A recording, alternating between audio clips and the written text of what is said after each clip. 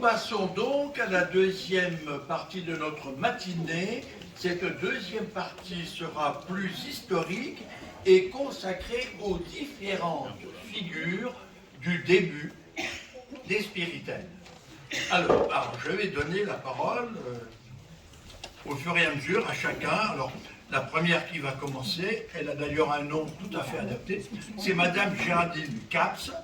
Elle vous fera quelques réflexions sur ce nom, quelques histoires, mais elle est responsable du service de la pastorale du tourisme du diocèse de Metz. Et elle est chargée de cours de philosophie à l'Institut Saint-Nicolas. Donc, j'en dis pas plus, elle va préciser. Donc, merci, bonjour à tous. Donc, quand Sœur Olga m'a demandé de présenter Sœur Eugénie Caps, la fondatrice des Spiritaines, j'ai été très surprise de cette demande. Même si je porte le même nom de famille et même si je venais de découvrir de façon providentielle que nous appartenons à la même famille, je ne savais rien de cet ancêtre et n'en avais jamais entendu parler de mémoire familiale. Aussi, au risque de vous décevoir, je ne suis absolument pas en mesure d'apporter des éléments inédits concernant la vie familiale de celle que je ne peux qu'appeler Eugénie. Mon regard tout extérieur s'ancre dans l'aujourd'hui de la vie du XXIe siècle, 100 ans après la fondation des Spiritaines, et scrute l'histoire avec une question: que peut nous dire la vie de Sœur Eugénie encore aujourd'hui? Quelle lecture au pluriel pouvons-nous en faire, que ce soit d'un point de vue historique, en prenant bien sûr en compte le contexte, ou d'un point de vue spirituel? Donc, Eugénie est née à Loudrefin le 3 juin 1892 en Moselle annexée, et c'est tout sauf un détail, car comme beaucoup de Mosellans, elle fera les frais de la marque de l'occupation allemande, du fait de la langue et de la culture germanique dans lequel elle a baigné étant enfant. Même si à la maison on parle français, dehors tout est tourné vers l'Allemagne. Très vite, semble-t-il, et je m'appuie ici uniquement sur le récit Ma vocation de Sœur Eugénie et sur ses lettres à Catherine Frentz, Eugénie a un cœur qui se tourne vers Jésus et manifeste une grande soif spirituelle. Jeune enfant, alors qu'elle gagne le gros lot à la loterie du village de Loudrefin, elle choisit une statue de Notre-Dame de Lourdes. Mais une statue de Saint-Joseph lui avait également plu et fait de l'œil, si je peux me permettre cette expression. Déterminée et espiègle, le lendemain, elle revient à la loterie et rentre à la maison toute fière avec la statue de Saint-Joseph qu'elle vient également de gagner et étonne tout l'entourage. Très marquée par la dévotion de sa grand-mère paternelle, elle reçoit sa première communion avec dispense de Monseigneur Benzler, car en avance sur l'âge ordinaire de 12 ans à l'époque. Le décor est planté, si j'ose dire. Eugénie a le cœur et les yeux tournés vers le ciel et va très vite vouloir consacrer sa vie à Dieu et aux missions, notamment en Afrique.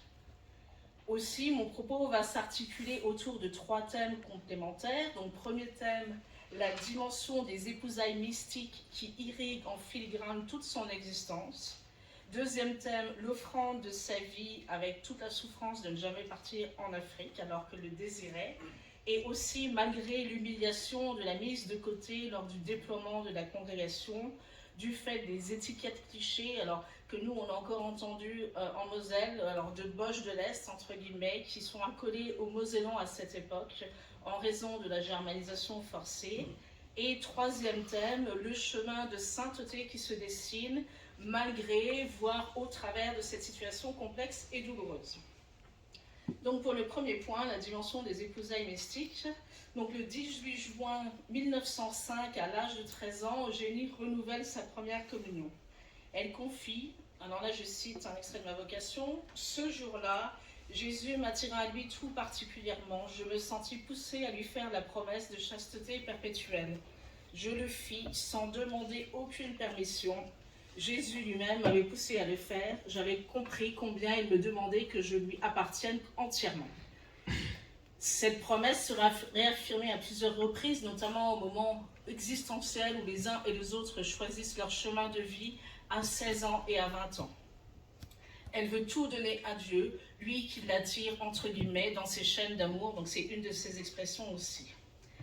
Cette intégrité corporelle qu'elle gardera et qui pour elle est le signe de la bonté de Jésus pour elle, est une marche vers Dieu avec amour. C'est aussi faire le choix de participer à l'Eucharistie quotidiennement. Donc là, je la cite à nouveau, elle le désigne comme la table sainte, cette source bénie d'où germent les vierges, fin de la citation. Elle sait que sa vie désormais se déroulera qu'au contact des rayons d'amour miséricordieux de Jésus et cherchera tout au long de sa vie à vivre des heures d'oraison auprès du tabernacle, auprès de celui qu'elle appelle son prisonnier d'amour et qui n'est autre que Jésus hostie. Alors qu'elle a déjà reçu l'intuition de la fondation d'une congrégation uniquement missionnaire le 25 avril 1915, le 8 août 1915, elle relate « Je demandais à Jésus de devenir son épouse, je sentais que Jésus le voulait ainsi, et puis l'aimer. » Fin de citation. Être à Jésus seul implique aussi de faire des choix professionnels. Travailler à la banque de Bouzonville, même si le salaire est moindre qu'au poste qu'on lui proposait à la gare, afin d'avoir du temps disponible pour prier et pour accomplir des gestes de charité et de miséricorde avec un groupe de jeunes filles de Bouzonville. Ainsi, ce don d'elle-même à Dieu portait déjà du fruit par la présence missionnaire et les reflets du visage d'amour et de miséricorde de Dieu qu'elle pouvait offrir autour d'elle. Eugénie reprend régulièrement le thème des épousailles mystiques en étant lucide sur son aboutissement. Elle écrit le 14 février 1926 dans une lettre à Catherine Frantz, je cite « Oui, union de prière au pied de la croix, c'est là que se rencontrent les épouses du divin crucifié. Quelle consolation pour notre cœur humain d'être appelé à le servir dans la vigne du père de famille. » Fin de citation. Ce don fera toute sa joie intérieure, même s'il doit aller et passer par la croix. Donc j'arrive ici à mon deuxième point qui esquisse en fait un petit peu des éléments autour de l'offrande de sa vie. Donc le disciple n'est pas au-dessus de maître, nous dit l'Évangile, et marcher à la suite de Jésus amour, c'est aussi aller d'une certaine façon jusqu'à se donner jusqu'au bout sans faire l'économie de la souffrance. Il ne s'agit pas ici de faire une quelconque apologie de la souffrance pour elle-même, mais de mettre en évidence que l'offrande de soi va jusque-là et passe par là. Eugénie écrit durant le mois de Sacré-Cœur 1917 à 25 ans « Oui, je voulais aimer Jésus, lui donner tout. J'ai entrevu la souffrance. Pour sauver les âmes, il fallait souffrir et j'offrais ma vie s'il le fallait. » Elle vit donc le don de soi comme une réponse à une urgence, à une crise, sauver des âmes, en particulier de ceux qu'elle appelle affectueusement les petits noirs et qui n'ont jamais entendu parler de Jésus. 10 ans plus tard, alors qu'elle a vécu entre-temps la fondation d'une congrégation uniquement missionnaire à Farchevillers le 6 janvier 1921 et sa mise à l'écart dès 1922-1923 par Monseigneur Leroy et son non-envoi en mission en Afrique en 1924 alors qu'elle avait promis, elle écrit à nouveau à son amie Catherine « L'œuvre de Dieu a besoin d'un fondement solide, du ciment armé. Il va sans dire que le bon Dieu vous demande d'être ce ciment qui sert à consolider le fondement. Il vous faudra cimenter avec le sang de votre cœur. Croyez-moi, il ne vous en faut retenir pas une seule goutte en propre. Donnez le tout à l'architecte du vin qui veut en avoir besoin. » Fin de citation. Pour autant, il faut endurer la violence de la mise à l'écart et l'offrande de cette situation humainement épouvantable qui n'est autre que porter devant Dieu tout ce qu'a vécu le peuple des Alsaciens mosellans. On notera le silence d'Eugénie dans son journal aux jours les plus dramatiques, silence de la souffrance, silence de l'offrande, silence car c'est la seule attitude de dignité qui reste, silence parce qu'il faut entrer dans ce qu'elle appelle les secrets d'amour du roi, et c'est un roi crucifié. La santé d'Eugénie en portera, semble-t-il, des conséquences et s'atteindra rapidement, elle qui meurt à 39 ans à Montana en Suisse le 16 mars 1931. Elle qui prend l'exemple sur son roi crucifié, qui aime jusqu'à mourir en croix, ira jusqu'à se consumer dans l'offrande, corps et âme, ayant avancé avec courage et confiance dans la voie du renoncement et du pur amour, comme elle l'appelle. Donc je passe à mon troisième point sur le chemin de la sainteté. Cette offrande de soi qui va jusqu'à la croix et jusqu'à faire couler le sang intérieurement est un décentrement total. Eugénie écrit en 1926 depuis Jouy aux Arches, « Le chemin de la sainteté, le vrai, n'est pas si difficile du tout. Nous laisser de côté, mettre dehors notre moi qui empêche en tout l'action divine et qui par là nous rend malheureuses, parce que jamais le moi ne peut être satisfait. Mais combien il est doux de le mettre de côté. » Fin de citation. Et elle poursuit avec acceptation et oblation, et là je rouvre une citation, « Eh bien, si un jour il lui plaît de briser entre ses mains divines l'instrument dont il se servait pour construire son œuvre, qu'il soit béni encore et remercié à jamais. » La souffrance immense, intime, profonde qu'a vécue Eugénie est étape sur le chemin de la sainteté. Au milieu des injustices, pas après pas, jour après jour, elle trouve la force de la remettre dans les mains de Dieu, lequel est capable de lui donner une belle et mystérieuse fécondité, puisque cette année, nous avons la grâce et la joie de fêter le centenaire de fondation des Spiritaines. Comme Eugénie disait, il n'importe pas de souffrir, mais de bien souffrir.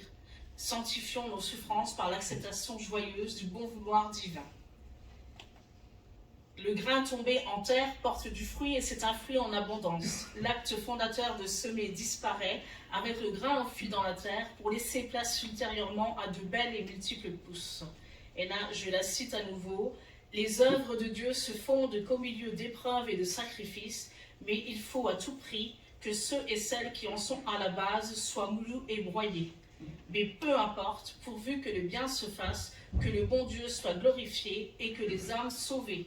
Le reste ne compte pas. » Donc en conclusion, je vais simplement m'appuyer sur ce que Eugénie dit elle-même dans sa lettre à Catherine le 21 mai 1927, lorsqu'elle récapitule son cheminement, et elle lui dit « Si vous saviez par quel chemin le Seigneur m'a conduite, comme il m'a appris à me jeter entre ses bras, et là, c'est le repos.